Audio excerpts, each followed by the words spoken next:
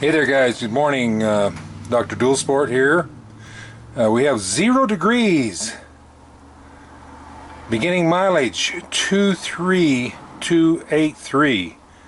23283. There we go. Got the bike warmed up and it's still right on 0 degrees. I had no idea it would be quite that cold this morning. Anyway, that's quite a change from last week. Last week I was in San Diego. My son Chris and I took off the Friday before, traded the bikes to St. George, which is about, 225 miles south of here. It's right against Arizona, Nevada there. And then we rode the bikes that evening to Mesquite, Nevada. Left the next morning. We cut through the Lake Mead recreational area there over to Henderson, Nevada, and then took Highway 95 south. Went on down to Laughlin, crossed the river to Bullhead City, then on down Parker, Lake Havasu, to Quartzsite. That evening we met a friend there, had dinner with him. A friend there, I have a friend that sells rocks. He was at the rock show there. Then we ended up over at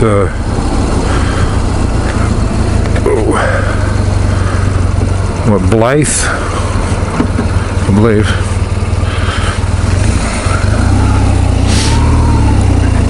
The following day we took a little trip a bit north there, visited the Salton Sea, which is a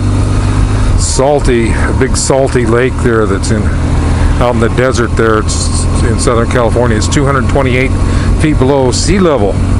Anyway, that was quite an interesting place. I thought it was quite nice. Then we zipped on into San Diego that evening. Met some family there at Mission Beach. Had a little beach house rented there. So we spent a couple of days there, and it was mostly rain. We got to see a few sights there, and I actually got kind of worried about getting out of there because we were on the bikes. Finally, I saw just a little break in the weather, and we decided to head out. So we had about a 2-hour break where the clouds lifted a little bit, and so we headed on home. And we got rained on a few times, but the only hard rain was at the Cajon Pass. Just before they're at the bottom of Cajon there, we stopped, put on our rain pants, and it was foggy, and it was like sort of heavy sheets of rain coming in and windy. So anyway, it wasn't. We were still able to see okay, so we weren't, I didn't feel that we were in danger, but we were glad to get through there. And then we just played grab ass with that storm the rest of the way across Nevada and up to Mesquite that evening, and made it home the next day. Anyway, fun trip. Had a great time riding down through Arizona there. The weather was beautiful, and I just love to ride through that Imperial Valley there, Blythe, Brawley, and El Centro. They have such beautiful farms. Me being a farmer, then it's just great to see those guys just do such a great job there, Anyway, here I am back in the cold. We got back, when we drove in, I think it was Thursday, we come into a snowstorm, and then it's like everything was white, the streets were covered. So here I am back in my own element. Anyway, I thought it was about time I did another polar bear challenge. I haven't did one for a couple of weeks, so if I would have been another degree lower, could have done another Arctic bear, but 0 is still a good ride. So anyway, stay with us today a bit, and we'll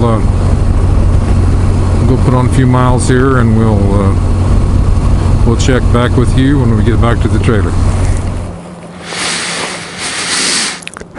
Okay guys, here we are. We're about 90 miles south of where I live, and we're up Salina Canyon, and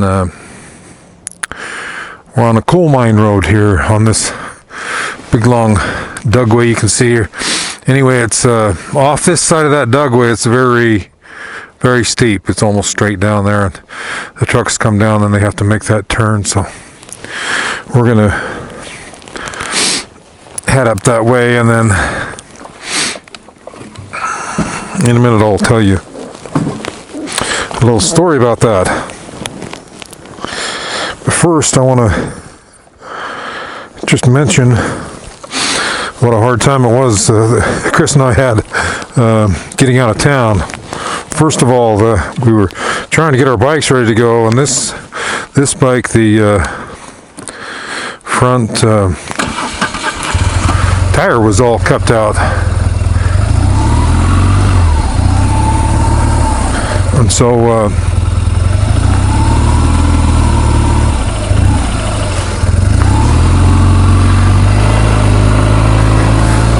I actually had the bike in the trailer, so I put it up on the center stand and pulled the front axle out, had the tire off, and got me new tire mounted. I went with the TKC 80, which I think is probably the best little all-around knobby tire for this particular bike. But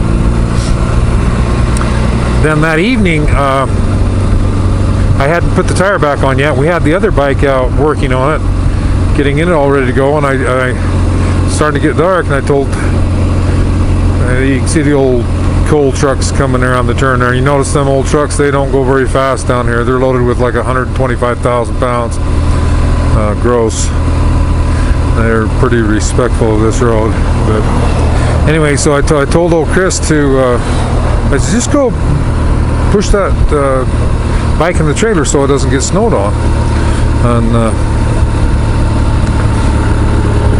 so he did. Anyway, he come back in the house, and he had like a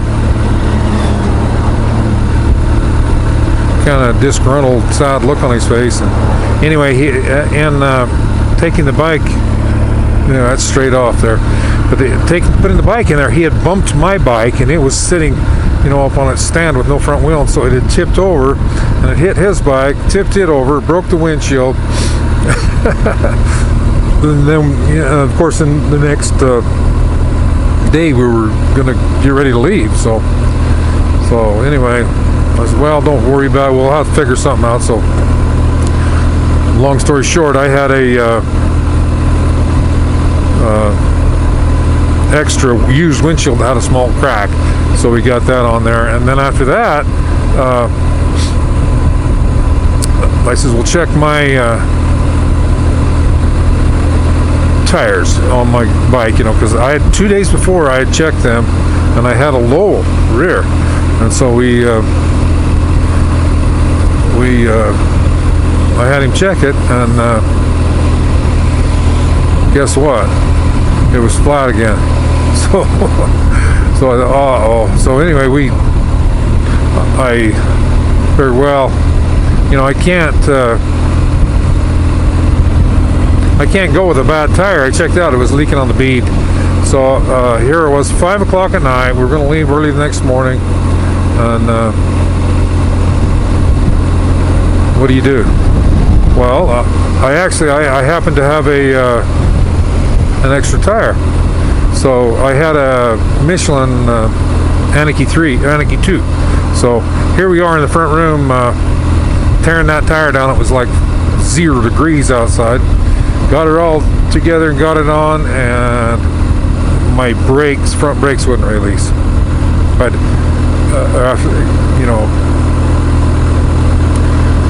so what do you do? And finally, it was just so cold and late that I thought, well, I've got to wait till next morning for daylight. Next morning was 5 below. I went out there, and I couldn't, they just wouldn't release all the way. It's like the servos were applying just a slight pressure on the front wheel, and I'd go to take off, and with that Anarchy on the snow, it would just spin the rear tire. So I finally figured it out. I had to pull the front caliper. It has two, one on each side. I had to pull the one back off and then pry it all the way open. Then we put it on and it worked. So anyway, that's just what goes to shows what you have to do to get ready. It's hard, but anyway, that I just wanted to mention about that dugway.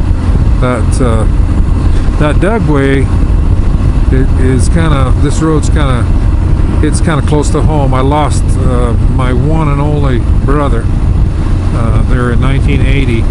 He had was driving truck out of this coal mine. He had on double trailers, hauling like 125,000 pounds, like they do still to this day. And he was coming out of there, and as he hit that switchback to the dugway there, he had some kind of malfunction. And we haven't been able to figure it out, what the actual problem was. But anyway, he was only like 25 years old. He had 3 young children, and very sad for our family, for my parents especially. But his 3 children, they've all done really well. They're good, really good people. They have good families, cute kids, and they've done well in life, so even without him being there. So thank the good Lord for taking care of them, and I guess we'll just swing on around this way. There might be another highway take me off here, but I don't know where it is, and I don't know if it's open, and if not, I'll just have to go back. So anyway, thanks for watching, guys. Well, guys, here we are at the top of Fairview Canyon, which is up on top of the Mountain La Salle. Heads over to Skyline Drive or down the Huntington Canyon. I come up the Huntington Canyon, and I'm right at the top. And I just turned this on. I was going to show you how much snow we have here. Normally, that snow should be probably 2 or 3 times that deep, and by the end of the winter it'll be in places where it drifts, it'll be 6 or 8 or 10 feet deep on the side of the road there. So we need some more winter. Anyway, just thought I'd give you a look at the old snowpack there. Okay, guys, ending mileage 23597. 23597. Hope you can see that.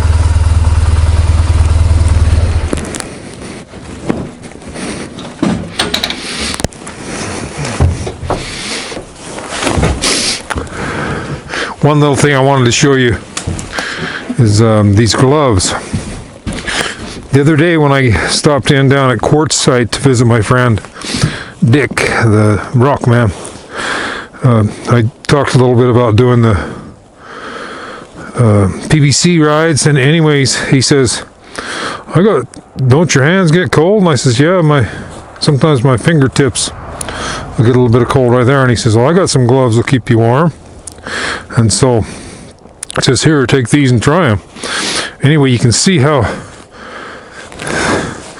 thick they are. They're about like the padding in your sofa, but they